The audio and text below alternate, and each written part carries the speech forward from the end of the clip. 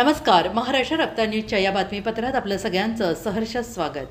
दिनांक 8 फेब्रुवारी 2025 रोजी Shirur Anantpal police station येथे नांदेड पोलीस उपमहानिरीक्षक, नांदेड परिक्षेत्र माननीय श्री शहाजी उमाप साहेब, तसेच लातूर जिल्ह्याचे पोलीस अधीक्षक माननीय श्री सोमयजी मुंडे साहेब, चाकूरचे उपविभागीय पोलीस अधिकारी माननीय श्री चंद्रप्रकाशी रेड्डी साहेब यांचा आज पोलीस स्टेशन शिरूर अनंतपाळ येथे आगमन झाला असता त्यांचा मुस्लिम एकता फाउंडेशन शिरूर अनंतपाळ तालुका कार्यकारिणीच्या वतीनं सत्कार करण्यात आला.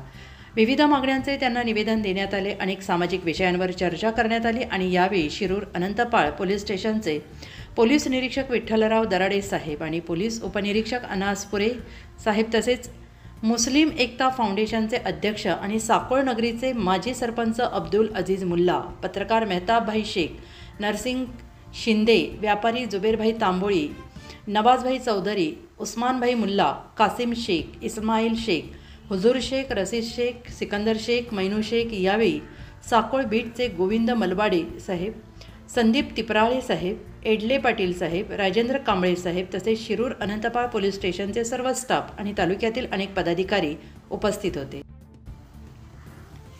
अशाच नवनवीन बातम्यांसाठी पाहत रहा महाराष्ट्र रफ्तार न्यूज. लाईक करा, कमेंट करा, आपली मतं कमेंटद्वारे नक्की कळवा.